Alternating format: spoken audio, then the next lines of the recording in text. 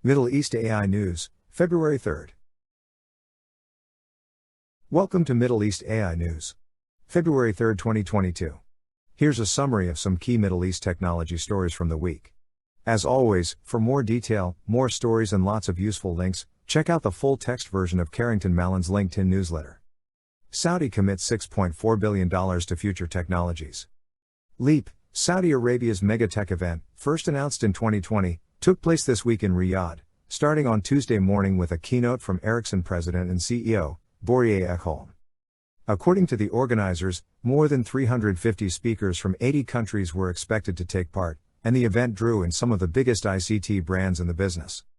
The headline of the week was undoubtedly from the Reuters story filed on Tuesday evening. Saudi Arabia announces $6.4 billion investments in future tech, quoting Saudi's Minister of Communications and Information Technology, 𝗯𝗶𝗹𝗶𝗹𝗶.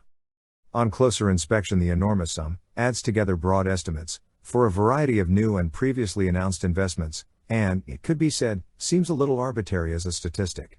However, does it really matter? Saudi Arabia is investing billions in technology and telecommunications, in strategic areas that are both enabling the kingdom's digital future and creating opportunity nationally, regionally and globally. It's a lot of investment. And done wisely. Do check out the newsletter for a list of the most significant announcements from LEAP this week, plus videos and more information. The Middle East's growing demand for data scientists. As highlighted by LinkedIn's Jobs on the Rise report last month, there is a growing demand for data scientists across the Middle East. One only has to take a look at the number of data science jobs being posted on LinkedIn for Egypt, Saudi Arabia and the UAE, to see how much the job market has changed. Pre-COVID data science was an exclusive club indeed, but the region's drive to accelerate digital transformation across public and private sectors has naturally fueled demand for more data workers.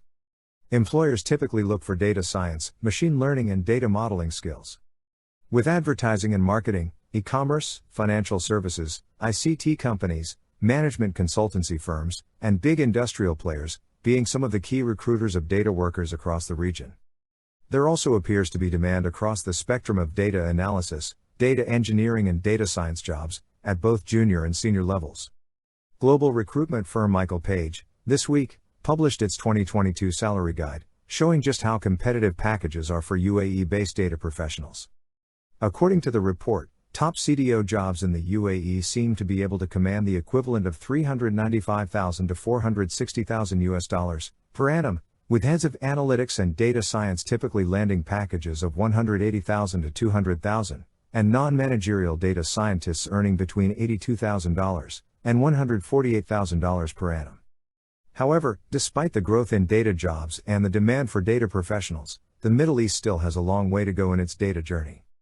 A recent survey by data analytics software vendor Alteryx and global research firm YouGov points out that a relative few employers of data teams are using them to the best effect, and having reliable access to clean, trustworthy data is a primary concern. Of the data workers surveyed in the region, 27% reported that they spend more than 6 hours per week, simply assessing whether their data sources can be trusted. The roadblocks can be frustrating, but the latent economic potential of the region's data means that government departments, public services, and big commercial enterprises are now moving quickly to organize both their data and their data teams. As KPMG's head of data science for Saudi Arabia puts it, the economic benefits of harnessing data analytics are vast. These are the top stories for this week. Do scroll through the full Middle East AI news on LinkedIn to read more about these stories and other breaking emerging tech news from around the region. Thanks for listening.